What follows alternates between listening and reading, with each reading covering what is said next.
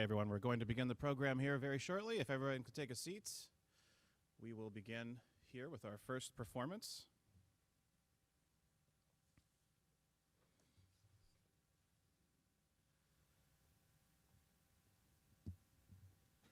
The Ottawa Township High School Music Department has 22 total state championships under their belt, and it is the second most successful music program in Illinois High School Association, or IHSA, history. As the music department prepares for another state competition this spring, we were fortunate tonight to be able to enjoy some of this award-winning music courtesy of the Ottawa Township High Choir and Band. First up tonight, the Ottawa Township High School Band Brass Choir, made up of Emma Stumpf, Liam Tipple, Shelby Einhaus, Brady Went, Emmy Taylor, Billy Partridge, Nicholas Hart, Laura Podman, Jack Stanek, Keegan Olson, and Devin Snyder will perform the end of the Credo movement from the Mass of Our Pope by Giovanni Pierluigi de Palestrina. Boy, I hope I got that right for anybody who speaks Italian out there for me. We welcome them now to perform, and thanks for being here.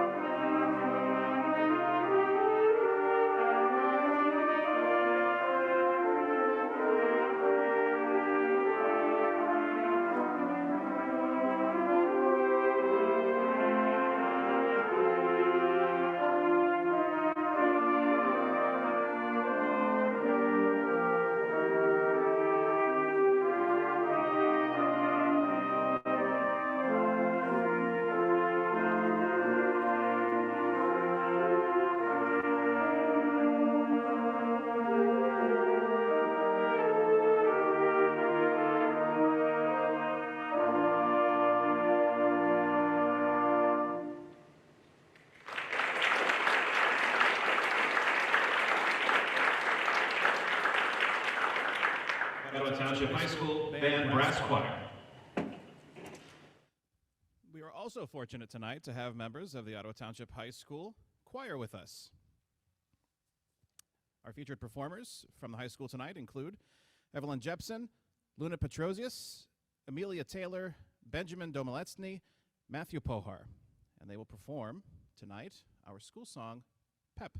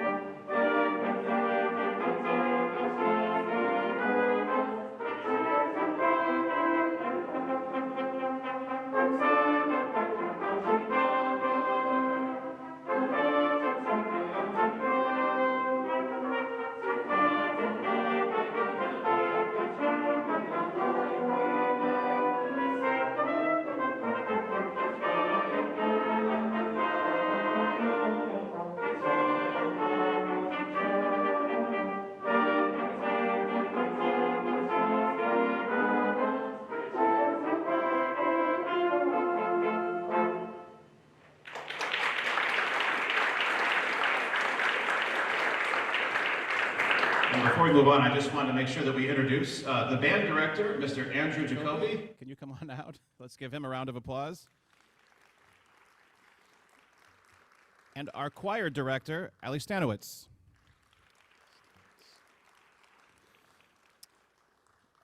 Okay, everyone, if you could all please stand if you are able, and we will now perform the national anthem.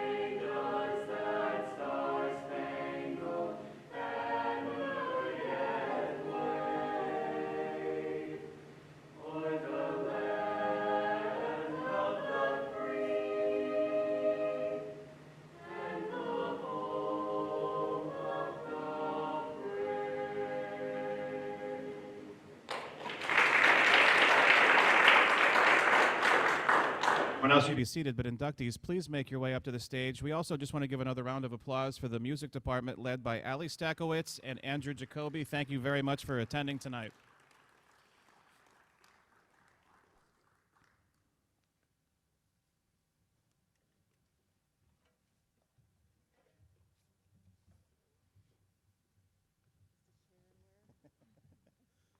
Hi, how you doing? How's it going? How's it going? Good, good, good.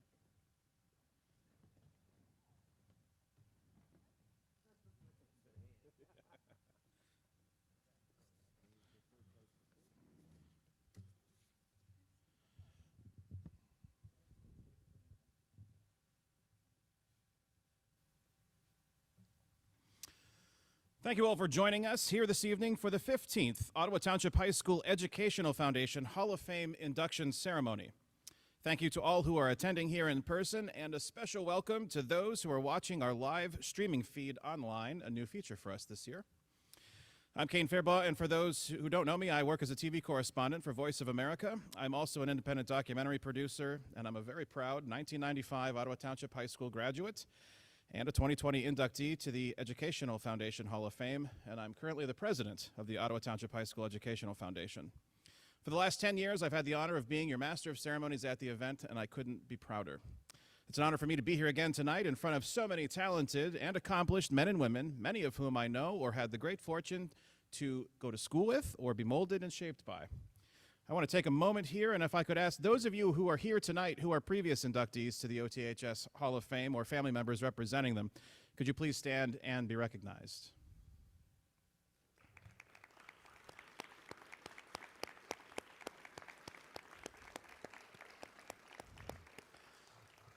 Thank you for making our school proud and for being here tonight to welcome more members into the club.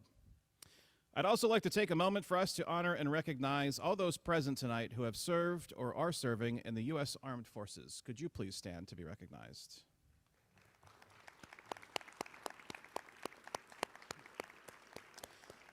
On behalf of this school, thank you for your service to our country. It's now my honor to introduce to you Ottawa Township High School Superintendent, Dr. Mike Cushing. Dr. Cushing has been superintendent since 2015. He is a 1992 graduate of Marquette High School, and his wife Ingrid, who serves as the principal of LaSalle Preux High School, is a 1995 graduate of Ottawa High School. Mike?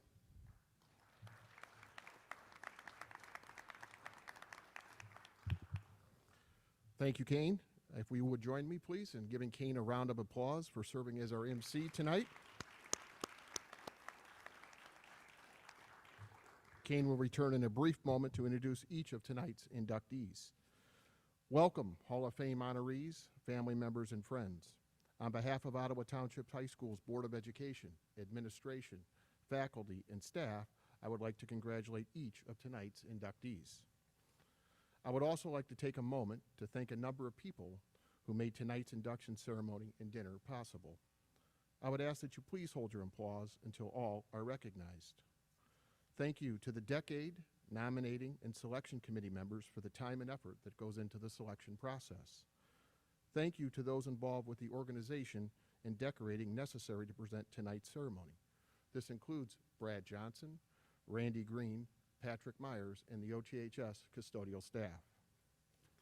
Additional thank yous to Don Harris, Dan Isles, Susan McDonald, and Kelly Schmidt for their countless hours of work preparing for this weekend's events. Thank you to our band and choir students for performing this evening under the direction of band director Andrew Jacoby and choir director Allie Stakowitz. A final thank you to the OTHS Educational Foundation.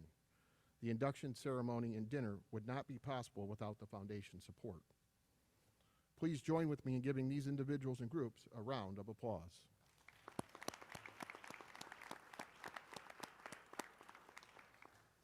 At this time, I will ask Kane to return to the podium to introduce tonight's inductees.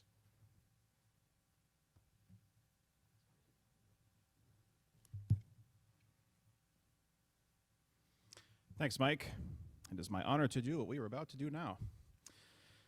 During this 144th year of Ottawa Township High School, I again welcome all of you to our 15th Ottawa Township High School Educational Foundation Hall of Fame induction ceremony. We missed a year, as most things, due to the pandemic, but we are certainly glad to be back in business this year. The Hall of Fame induction ceremony provides a unique opportunity to honor those selected. Considered for recognition and selection are individuals, OTHS teams, and OTHS groups. The focus of the Hall of Fame is to recognize excellence and achievement while high school students, after leaving Ottawa Township High School, or a combination of both. Honorees may or may not have attended Ottawa Township High School, but are significant and accomplished contributors to the school and our society. I am honored this evening to have the opportunity to recognize a very special group of individuals and a team. Inductees were selected by way of a three-tiered selection process. The central plaque on the 400 floor wall, where all of the Hall of Fame inductees' plaques are located, describes the overarching theme of the OTHS Hall of Fame. Each year we make it a point to read the following passage during the induction ceremony from that plaque. In bold is the statement, "From ordinary beginnings, many, through determination, commitment, effort, and high expectations, have accomplished the extraordinary." I would like to personally thank all of the inductees for their numerous contributions, their determination, their commitment, their effort, and the high expectations they have met. They make us all proud to be a part of Ottawa Township High School. Well, tonight's ceremony is about the inductees, so it is time for us to hear from them or their representative. Our first inductee, S. Isabella Sanders, is deceased but is represented here this evening by her cousin, Chuck Sanders. Miss Sanders was a graduate of the class of 1904. She began teaching at Ottawa High School in 1919, but took several leaves of absence for postgraduate studies at Oxford University in England, Breadloaf in Connecticut, the Art Institute in Chicago, and the University of Mexico. She was a member of the Ottawa High faculty until 1959 and declined opportunities to teach at the university level in order to stay at Ottawa High School. After her retirement, the 1960 senior yearbook was dedicated to her, and in 1962, the S. Isabella Sanders chapter of the National Honor Society was established at Ottawa High School. She was instrumental in the founding of the art collection at Ottawa High, and many of the oil paintings that she created are on display. Here to honor her tonight and her induction into the OTHS Educational Foundation Hall of Fame is her cousin and my friend, Charles Sanders. Charles?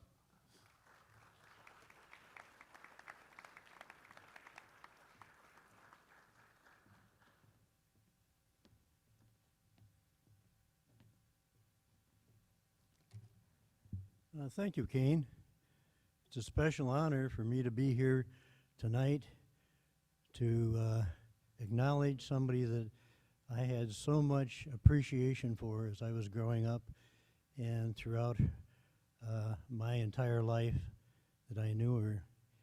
And I'm happy to be here with my wife Diane and my daughter Wendy on this great special occasion.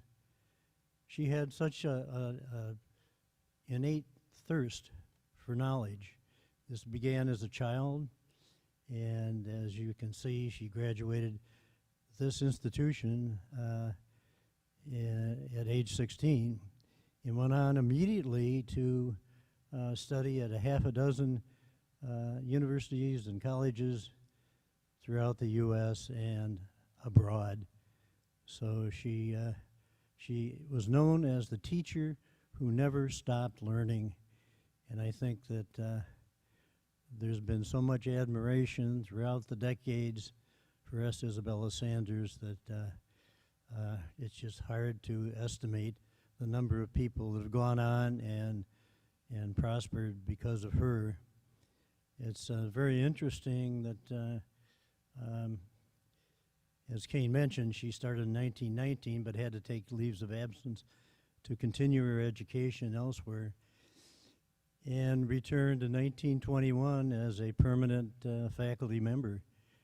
At that time, she headed up the English and drama department, and not many people know that she was responsible for the senior plays that I think are still being done today, if I'm not mistaken.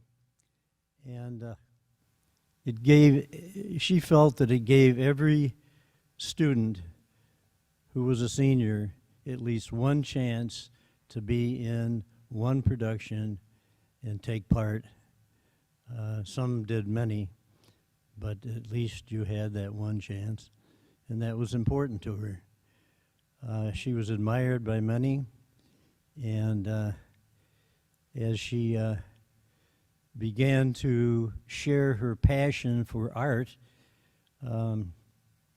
I had the pleasure of speaking with Mr. John Fisher, who is curator of the art collection here at Ottawa Township High School, and he informed me that he had documentation of the fact that she began the art collection in 1938. That's something that we in the family already knew, but I could never find that in print, in writing, but he did, and so that was a pleasure to learn that.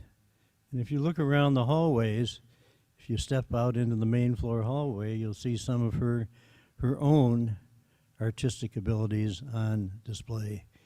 She was a bit of an impressionist artist, accomplished in her own right. And so it's with pleasure that I stand here and thank any of you that may have known her. I know that's quite a while ago, her last year being the school year of 1959, the graduating year of 1959. But she sticks in many memories. So thank you for coming. Appreciate it.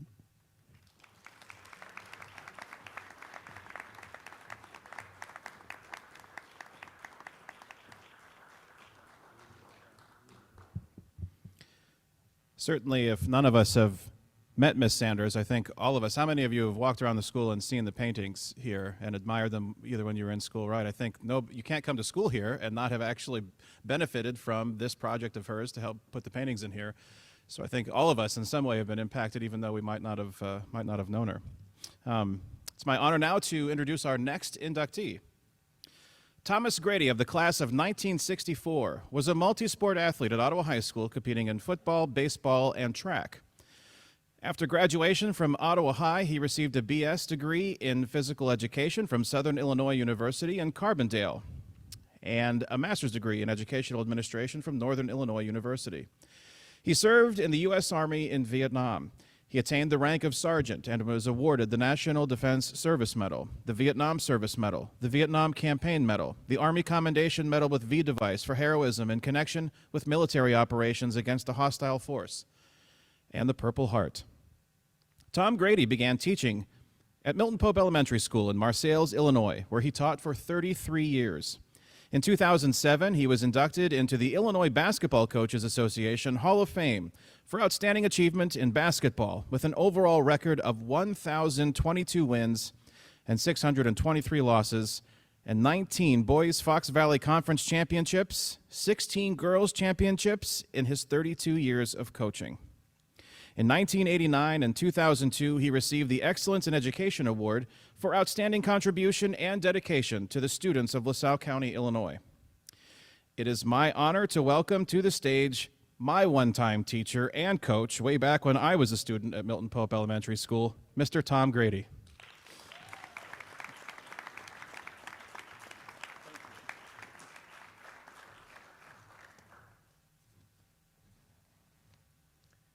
Thank you, Kane. Former student, I remember when he moved here from Pennsylvania, I'm sure he went to a much bigger school than Milton Pope. I think it was kind of culture shock coming to the school in the middle of cornfields, and it wasn't a big junior high, but excellent student. Thank you, Mr. Grady.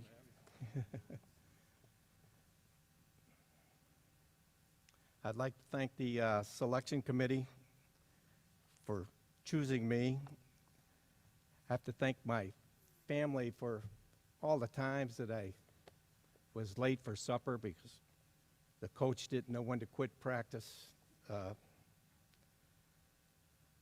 I know the kids used to remind me, they said, Coach, practice is over at 5:30. It's 20 to 6 already. I was trying to complete what I wanted to get done.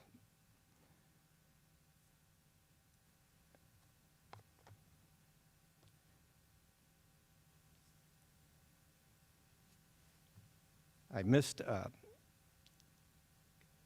lot of my daughter's junior high activities because I was coaching, and it seemed like every time she had something going on, I had something going on. But I do remember one time we were in a track meet down in Coal City. Ottawa Shepherd happened to be there too. I was timing first place. In the prelims, she was running the hurdles. I don't remember what place she finished, but I remember the look on all the other coaches' faces. Here was this coach from Milton Pope, had the jacket on, said Milton Pope, and I was out there hugging and kissing a girl from Shepherd. And I had to turn around and explain to them, that's my daughter.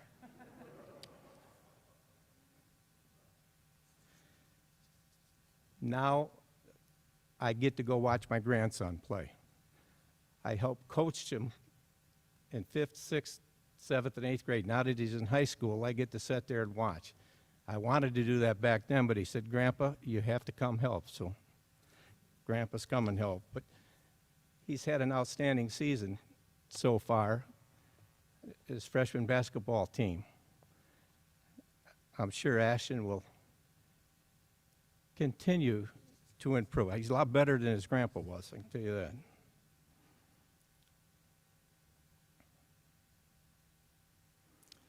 Next, I'd like to thank people like Kane and all the young people that went to Milton Pope and played basket. There's a couple sitting out there. I seen them when I come in.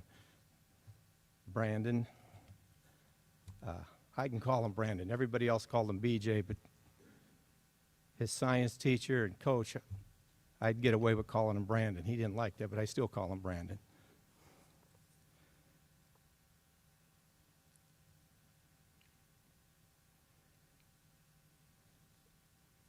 They came to practice every day with enthusiasm and a willingness to want to improve and get better. And I'm sure there was times when they said, boy, would this guy ever let us scrimmage or shoot the basketball? And I told them, we're not doing that until you can dribble, pass, shoot, and defend. So we did a lot of skills work. And I think it worked. They got better. And finally, when we could finally scrimmage, all those practice skills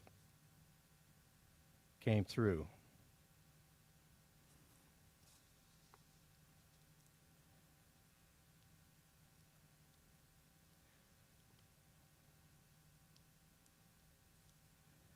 I can remember when I was doing my student teaching at Murfreesboro Junior High, the teacher I was working for, he said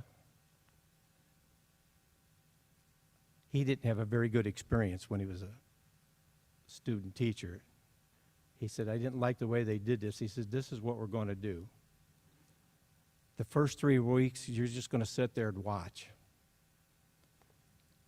The next 3 weeks, he said, I'll teach half the classes, you'll teach half. In the last 3 weeks, it's yours. But he never left. He was always there to help, and it helped me. But I can remember one day, it was the last 3 weeks, and he said, this week we're doing dance. I went, oh my, dance? I had to teach dance. And he says, how are we going to do this? How are we going to pair these people up? I said, well, I lined the girls up on one baseline, the boys on the other baseline. They started down the sideline, and when they got to the timeline, I said, whoever they meet, that's their dance partner for today. And that worked out. We were still teaching dance, and my supervisor from the university happened to be there today. And he said, what are we doing? I said, we're dancing. And he looked, he says, I like to dance. He never got to see me teach. He took over, he taught the whole class. Thank you, Dr. Stoller. It's funny, he said, where are you from? I'd probably told him, where are you from? I said, Ottawa, Illinois. And he started thinking, he says, I have friends that live there. And he was from Southern Illinois. He said, did you know Mr. Milosevic? I said, yeah, he was my PE teacher at Ottawa High School. He goes, oh, friend of mine, him and his brother, I had it made after that.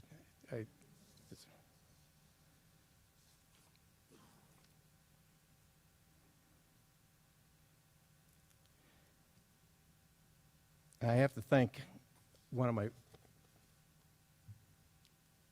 former teachers that taught with me at Milton Pope. He just retired last year. He was a principal at Marseilles after he left Milton Pope. Jeff Owens, he asked me one day, he said, how many games have you won? I said, I don't know. I think we're up to 10. He said, I don't mean this year. He said, over the years you've been coaching, how many games have you won? I don't know. But I said, if you want to find out, I said, in those 2 boxes over there are all the scorebooks. So he made a class project for his history class. They took those 2 boxes. And a week later, come back, he says, you really want to know how many you won? I said, well, tell me. He said, it's 900 and some, and he said, you got 1 more year to go. I said, you're kidding, you know. And it just shows you when you're having fun, time just flies by, and coaching was fun. I enjoyed every minute of it. Anyhow, he said that the next year was my last year, and he said, I hope you don't mind, I've done something. And I said, Jeff, what that might be? He said, I sent a letter into the Illinois Basketball Coaches Association nominating you for the Hall of Fame. I said, I'm just a grade school coach. Well, it was about 2 months later, I got a letter from the Illinois Basketball Coaches Association from Coach Berlinski from Toluca. And he said, congratulations. He said, in 2007, you're going to be inducted in the Illinois Basketball Coaches Association. And that was a great honor, and I didn't think it could get any better than that. Well, today it has. Being inducted in the Ottawa High School Hall of Fame is far beyond anything I could imagine. And I just want to thank the selection committee and everybody. It's a great honor. Thank you very much.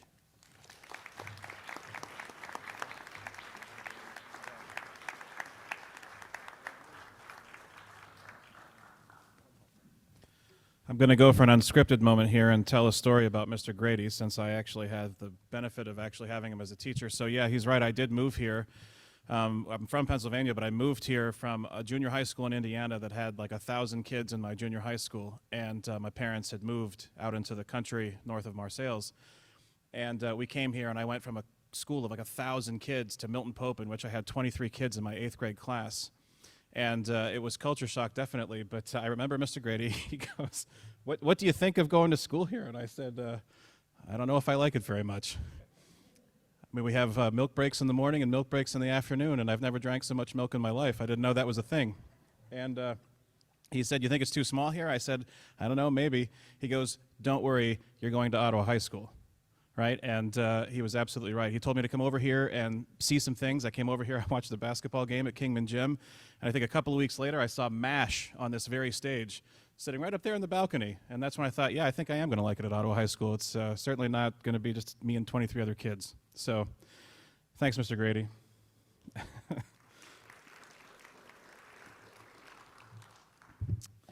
And that's not to say Milton Pope's a wonderful school. I actually had a great time going there, right? It was definitely, though, one of those things where I felt like I was hitting the wall going from a bigger school to a smaller one, but it was a wonderful time all around. All right, time to move on. Our next inductee is Bob Burns of the class of 1967. Bob Burns was named as a prep All-American football player his senior year as the Ottawa High School varsity quarterback. He also received All-State honors. He was co-captain of the 9-0 1966-67 football team that has been previously inducted into the Ottawa Township High School Hall of Fame. As quarterback, he threw for 1,567 yards during his 9-game senior season, a record which still stands today. Bob was also a 2-year starter on the Ottawa High School basketball team and a standout track athlete. He received an athletic scholarship to the University of Illinois to play football, earning 3 varsity letters, and started in both his junior and senior years. After graduation from the University of Illinois, Bob began a teaching and coaching career in Utah. His football teams won 8 regional championships, reached the state semifinals 7 times, and won 2 state championships. He also coached tennis, winning 4 state championships in 5 years. The Utah Football Officials Association selected him as Coach of the Year in 1980, and the Utah High School Activities Association selected him as 3A Class Coach of the Year in 1993. Unfortunately, Bob had a last-minute cancellation, and even though he really wanted to, he couldn't be here tonight. But please join us in welcoming Dan Iltz, who will speak on behalf of Bob Burns.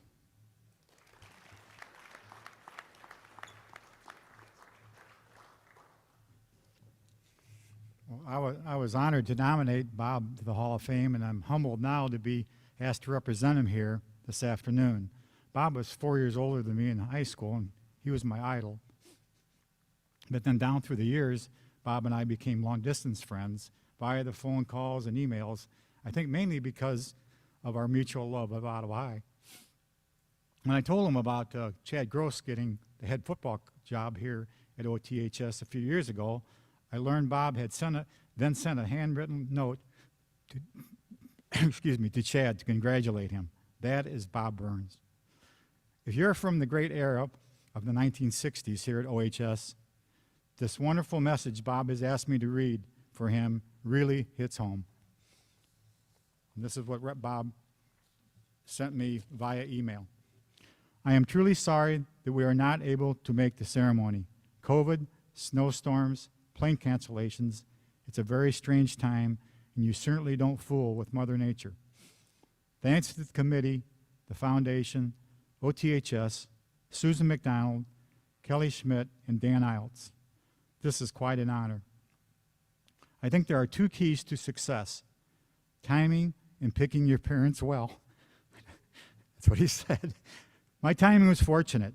I watched or participated in the following: the 1959 Ottawa versus Marquette Snow Bowl football game that ended in a 20-20 tie.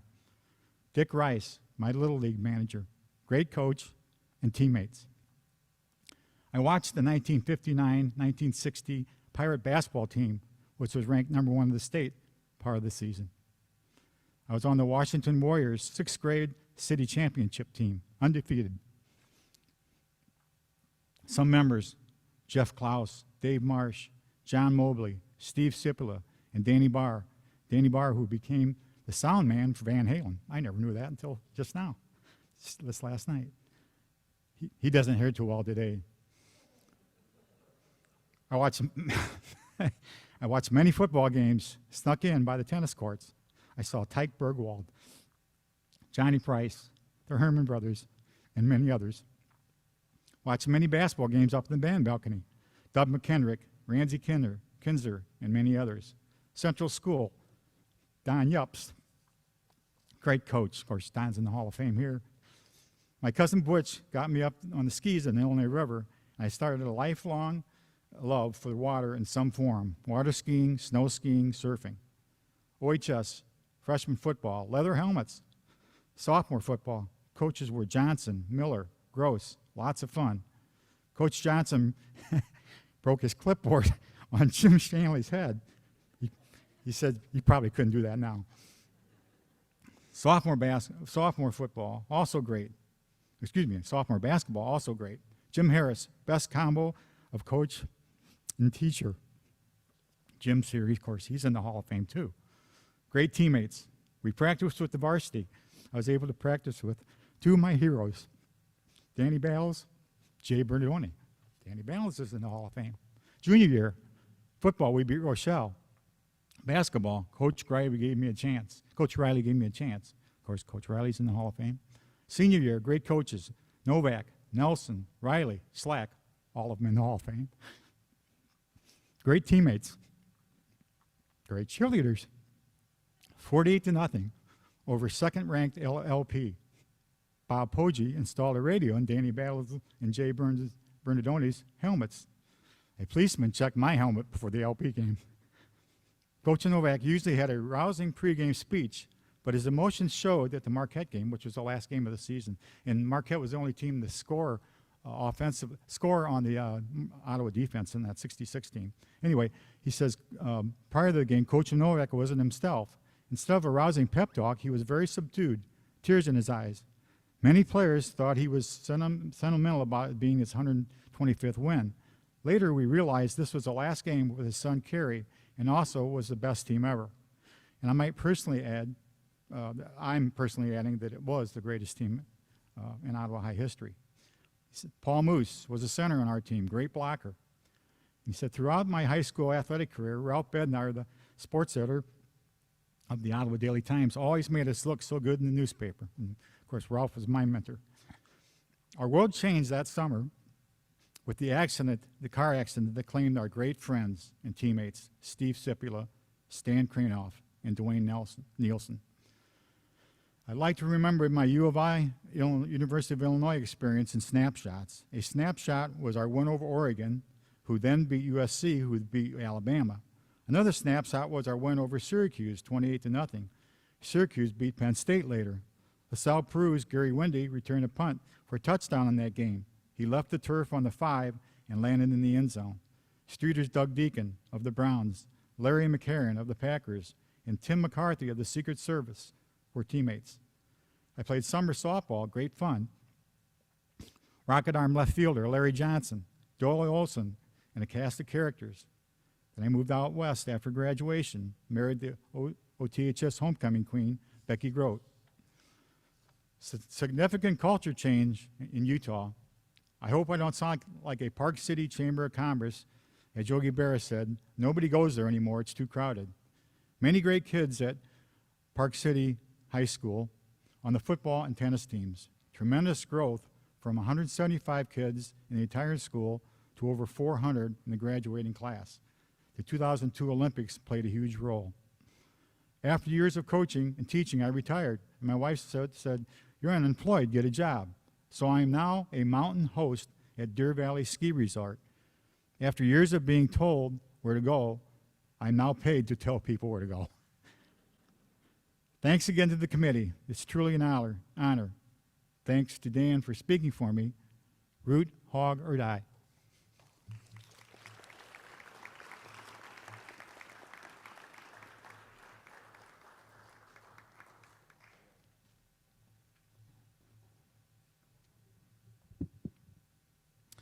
Okay. Our final individual inductee is Adam Rowe of the class of 1998. Adam attended the University of Platteville in Wisconsin, Bond University in Australia, and graduated with a Bachelor of Arts in Theater with an emphasis in theater design from the Southern Illinois University in Carbondale in 2002. He received a Master of Fine Arts in Theater degree, again with an emphasis in theater design, from the University of Illinois in Champaign-Urbana in 2005.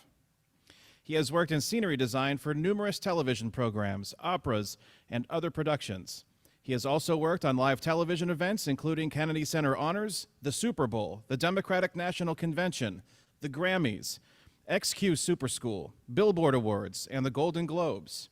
He was nominated in 2009 and 2014 for an Art Directors Guild Award, nominated for 2 Emmys in 2009, and nominated in 2010 for the LA Weekly Theater Awards. Adam Rowe was the art director for the Best Miniseries Emmy-winning American Crime Story, The Assassination of Gianni Versace. In 2019, he won an Emmy for exceptional production design for a live televised event, the musical Rent on Fox. It is my honor, and this is the first time I've been able to actually welcome someone to the stage to be inducted, who I actually shared the stage with here at Ottawa High School, my friend Adam Rowe.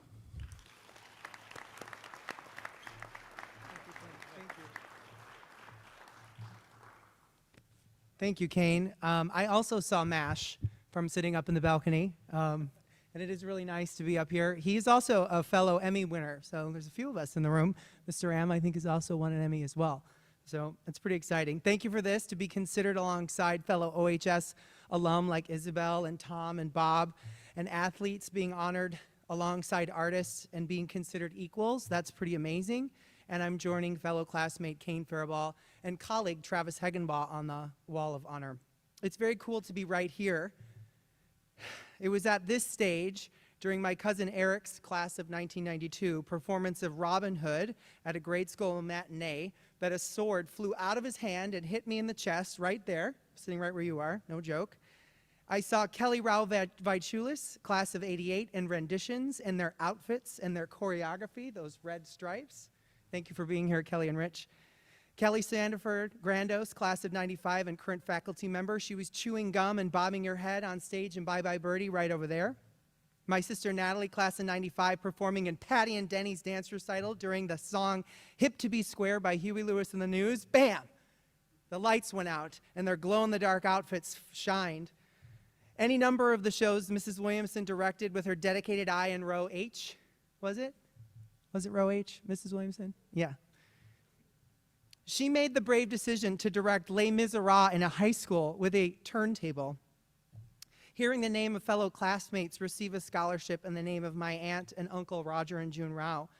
Choir concerts, Mr. Am literally parachuting into the stage. Speech team with Mr. Johnson as my coach as we problem solved stress pimples on my nose and how my hands were freezing and my armpits were sweating like they are right now. Mr. Myers and Mrs. O'Fallon in the Fine Arts Festival running the old light board that was right here humming like a German submarine and then racing up to the spot booth that was also a sauna and LaSalle County's most dangerous fire trap. It's been improved. But that spot right up there has been there since 1992, no matter how many times they renovate this space. Dance rehearsals, lock-ins, fake tears, real tears. I died my first stage death right there, before there was air conditioning, before there was body mics, and surely when there was 3 times the amount of asbestos that is here now. The wonder, the drama, the stage was set for me right here. I work in the entertainment industry and I make scenery. Most often it's rooms that tell stories or give characters a sense of place. And the irony does not escape me that I stand in this room as a character being honored on the stage where it happened. It is very surreal. Educators, friends, and family braving this world, this like crazy puzzle that we're living with every day changing, to come together in my honor is very special to me. My grandmother had a lot of a pride. Vina Freestead Rowe, class of 1939, we think. It was the week of her OHS 40th class anniversary when she fell off an upside-down 5-gallon bucket, no doubt reaching for the stars in her own kitchen or possibly re-wallpapering it. She wore a cast to that reunion and had every single OHS surviving classmate sign it. She came to all of her grandchildren's functions in this theater, most likely unable to hear any of them, but beamed with pride. She's probably standing on a 5-gallon bucket in heaven right now, changing all the light bulbs, and very proud of all of her OHS grandchildren grads. My grandpa, right here in this ring I wear, is also keeping an eye on us. There was a perpetual row in this high school from 1982 until 1989, and there's one here now, Henry Alexander, class of 23, and Lucy will be joining him in to graduate in 2029, people. It's crazy to think about. You're never going to get the residue of the rows out of these hallways now. That legacy and this event demonstrate this high school's commitment to honor history, and that's commendable. So thank you to the OHS Hall of Fame. It's a reminder of how good it is to get together and a reason to separate your eyebrows and trim your nose hairs. A very special thank you to Sue, who notified me, and a thank you to whoever selects the candidates and everyone who helped put this together. Thank you to Mrs. Grandos and Sudsy for my escort last night. I used to be Sudsy. I was a Sudsy buddy when I was a student here. Mr. Am and Mrs. Williamson for this moment and the lifelong lessons. I can't stand up here without speaking how the road started. It was rural Route 1. I am the son of Mick and Tina Rowe, Mick class of 87. He's very proud of me, I know that. Prouder that he beat me to the OHS Hall of Fame when he was inducted a few years ago along teammate Coach Bob, who was up here a second ago. Dad, I am very proud of you. Although it did take a whole team to get you to hang on the Hall of Fame, and I did it solo. My mother, class of 1968, Mother of Sorrows, is an honorary OHS alum for sure. She's responsible for your boutonnieres, everyone. And also for the 30 handmade banners that hang in Kingman Gym. Simple math reveals that she cut and stitched over 500 white fabric letters, each done with love and dedication. She's bursting with pride right now. Forced in many ways and guided my trajectory in all good ways, and she's probably having a really good time. My sisters are a dual force. Nikki, class of 89, I think watching streaming live. She can text me if that's true. We'll put the phone right here to see if she is watching. She helped me learn to read from 2nd till 6th grade. I was in special education. Nikki let me read all of her Dinar Kuntz books and made reading look boring, but possible. Natalie, 95, always the wind in my sails or an ear-piercing whistle from the bleachers. I followed her footsteps into speech team and watched from those wings right there and wonder when she was Yenta and Fiddler on the Roof.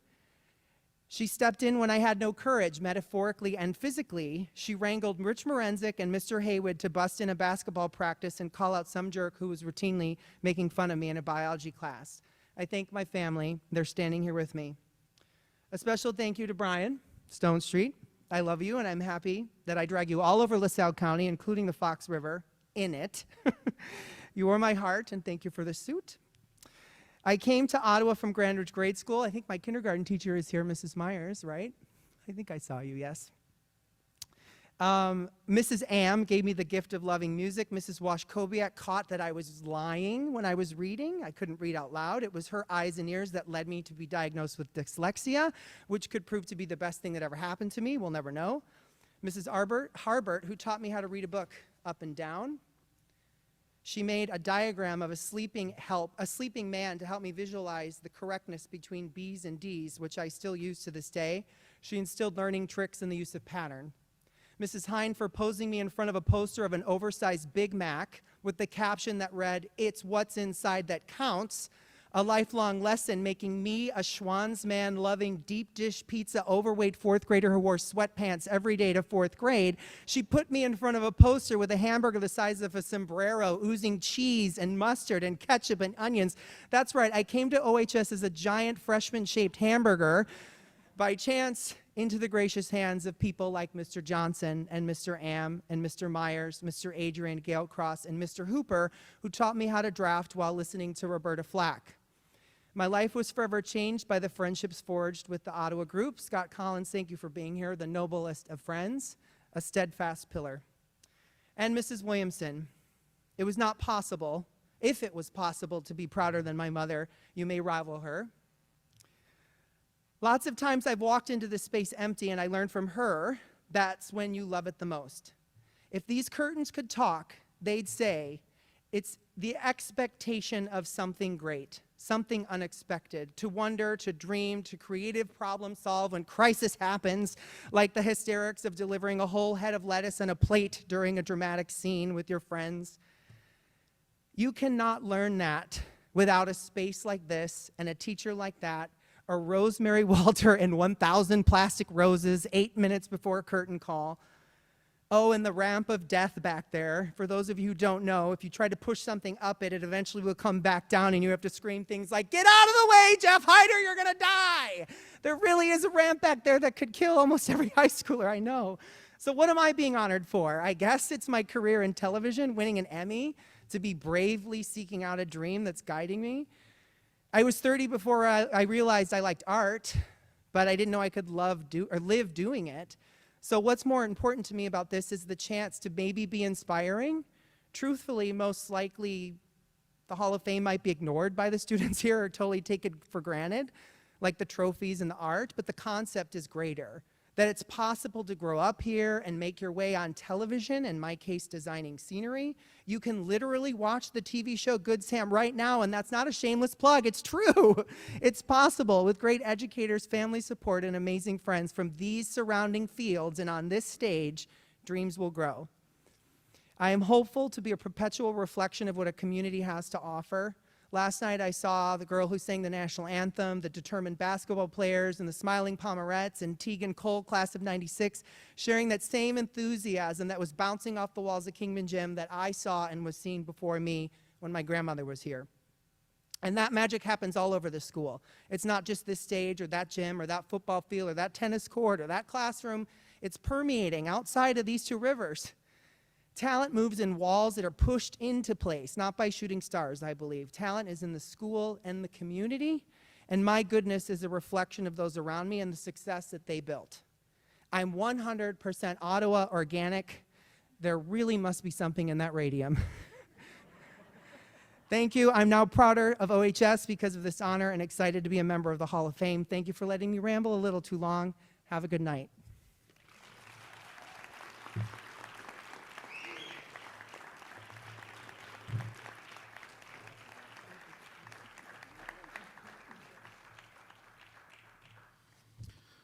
I'm going to go for an unscripted moment here again, Adam. I happened to perform with Adam in Fiddler on the Roof in the fall of 1994. It was a Sue Williamson, Roger Am production, and it is one of the greatest things that I've ever been involved in. I was the rabbi, and Adam was one of the Russian singers and dancers that come into the bar scene.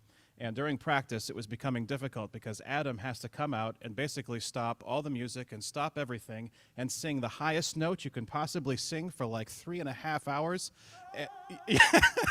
And then he has to come down and we all start singing the movement with him. It was difficult in practice, but I have to say he nailed it in each of the performances that weekend. And it was just a part of the most awesome show that I've ever been in, and I couldn't have done it with better people, and it was great to be on stage with you.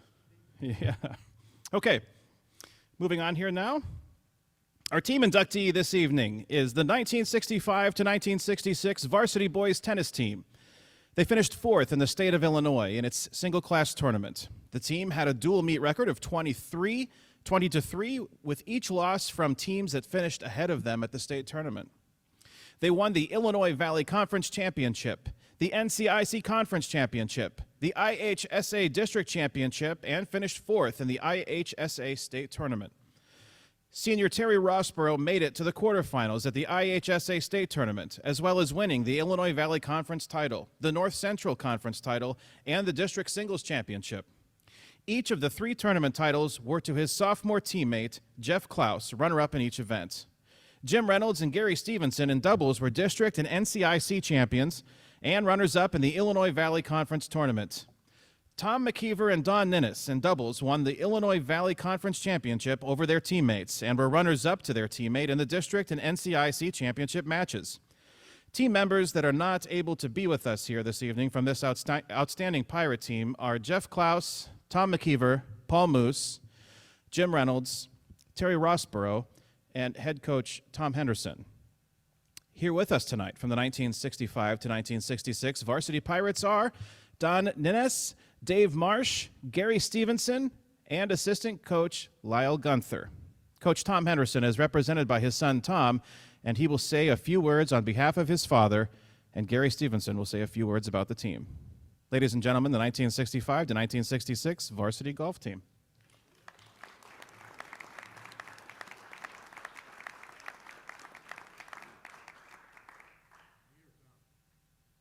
Both of you, come on up, yeah.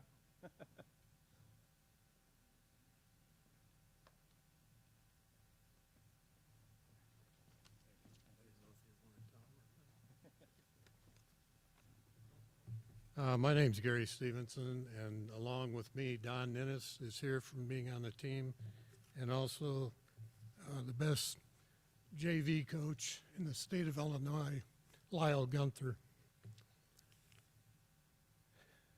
First of all, I'd like to thank the committee for selecting our team. It's a very nice honor. I was a teacher for 34 years, so I learned what it was like to work with high school students. As I got older and looked back, what Lyle Gunther and Tom Henderson achieved in making Ottawa such a great tennis program over the years is truly remarkable. I didn't start playing tennis until I was in 8th grade. We played teams from Chicago suburbs that had players that started playing when they're probably in 1st grade. I have 2 grandsons that started when they were in kindergarten playing hockey and soccer, so that's what we were up against. They had coaches that were professional, gave private lessons. They had indoor courts to practice. And it really got us when we drove up to some of the suburbs, drove by the houses of some of these kids. They had tennis courts in the backyard. We knew we were in trouble. We were blessed to be in the heydays of sports and activities at Ottawa High School. Our team finished 4th in the state tournament. The football team was undefeated. You may have a short speech, I can't get to it. Okay. Football team was undefeated. The basketball team won the regional. The band and the chorus won their 11th straight state sweepstake award. Wrestling team won their 3rd district title. And Joel Greenspan out of our class was a state champion in speech. As teenagers playing in sports, we never thought of what we were also learning besides sports skills. Obviously, we had to learn how to be in good shape, having team pride, and learning sportsmanship. And I have no idea how you could play tennis without sportsmanship. You're your own referee. You call the ball in and out. You have no time out to go talk to your coach. You're on your own, so you have to do it. I wish more of our team could have been here for this honor. 5 of the 6 players on our team were seniors. We lost a great person last year in Tom Henderson and Jim Reynolds years before. Jim Reynolds and I grew up in the same neighborhood and were good friends. To end up with us being double partners our senior year was very special. We still have Lyle Gunther, a nicer man you couldn't find, except when he told me to run faster all the time. Thanks again for the honor and being inducted into the Hall. Thank you.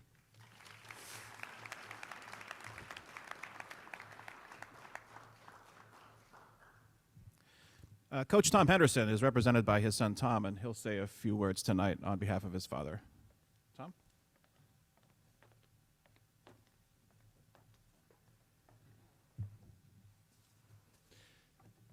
1966 was 55 or so years ago, and I was 6 years old. What one can remember from that long ago is not going to have great precision attached to it, but there are a couple of things that I do remember about my dad in tennis. First, I remember that every year there were 2 days that my dad left the house in the morning and didn't go to school, but went somewhere called state. And he stayed overnight and didn't return until a couple of days later. And I didn't really understand at 6 years old what that was all about, but I do know and remember that it had the drama of a Super Bowl. It was something that was big. That's what I remember. And when he came home, he would tell stories about what happened during those 2 days. He would talk about so-and-so made it to the quarterfinals, or this double team got second place, or our team got fourth in the state. It was so exciting just to hear about it. There was such an energy all about it that I just couldn't wait to kind of find out what that was all about. The second thing I remember was that on Sunday morning, if we were fortunate enough to get to church soon, we could sit in the back row of the church in the last pew. And I remember my dad would get out the bulletin, and sometimes he would even have a little sketch pad, and he would begin to write down some names sometime during the service. It was usually during the sermon. And he would write down names of his players, and he would sort of scratch it out and say, no, not those two together, let's put these two together. And he would begin to strategize about how he could put together the team and the personnel that he had in the most optimal way to get the most number of players and doubles teams to state and to do as well as they could at state. And I remember every now and then he'd finish his little bulletin, he'd pull the bulletin out of my hand, and he would start in on that bulletin, and he would continually plot how could we get the most players to state and do as best as we could when we finally got there. You might say that tennis was somewhat of a religion to my dad. I also remember that that there were prayers that were said, and I suspect many of them said on behalf of the tennis team. And while maybe today I would explain what those prayers were about or the results of those prayers using the laws of physics, at the time what I remember was that those prayers said silently had a big impact upon what side of the net that the ball would land on after that ball hit the top of the net. And anybody who knows my dad probably knows that he would often make comments about, well, you better say your prayers a little bit more because that ball didn't land on the right side of the net after it hit the top of it. And today I think I've probably explained that more by the laws of physics, but then in that day I thought that was really that was real. That was what you needed to do to get the ball to land on the right side of the net during those occasional ball hit the net situations. As I grew older and started playing tennis myself, and I learned what going to state was all about, one of the things that struck me was that it wasn't really the destination. It wasn't enough just to go to state. I remember teammates would say, maybe say something like, oh, I can't wait to get to state, and my dad would quickly correct them. It's not about going to state, it's about what you do when you finally get to state. For my dad, tennis was a very competitive thing, and anybody who played for him knows that we needed to do our best, each and every one of us, every doubles team, every singles player, in order to contribute to the team total, in order to finish as much as we could, highest in the top 10 of the state. And he did that numerous times throughout his career with his teams. On behalf of my dad, I'd like to say thank you to the selection committee for honoring this team and for remembering them and their accomplishments. Thank you very much.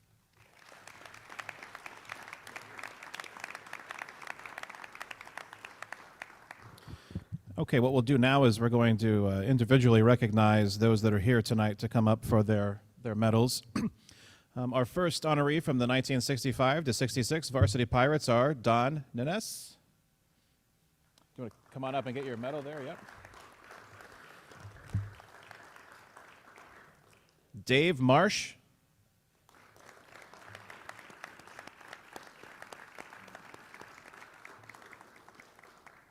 Oh, and I also won the 1997 Ottawa Championship. Which I don't think anybody on that team ever won.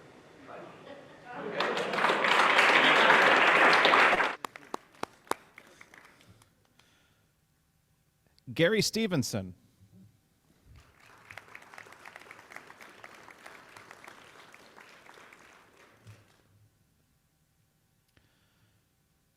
And assistant coach, Mr. Lyle Gunther.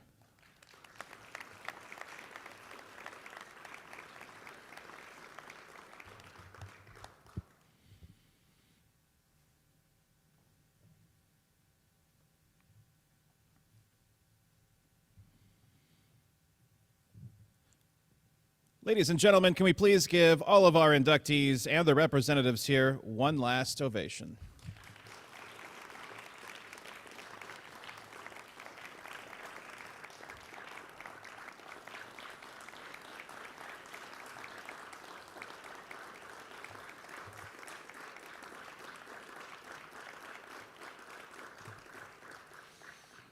In closing tonight, I once again leave you with the words on that Hall of Fame plaque on the 400 floor. And I know that it's a bit different this year. If you haven't had a chance at some point, if you're here in the high school and you can walk through the hallway and see all the plaques, it's worth your time. The plaque says, "From ordinary beginnings, many, through determination, commitment, effort, and high expectations, have accomplished the extraordinary." All of these here on stage tonight certainly exemplify that credo. And we thank you. We thank you for representing our high school proudly. I thank you all for attending this evening's Hall of Fame induction ceremony, both in person and on our live streaming feed. On behalf of the Ottawa Township High School Educational Foundation, thank you, and we hope to see you at future induction ceremonies. Now, this concludes part one of tonight's festivities. I invite you all now to make your way over to the Knights of Columbus Hall, just a few blocks west on Main Street, for part two of our 2022 Hall of Fame induction ceremony, which is our celebration dinner. And I look forward to seeing you all over there. Thank you guys so much.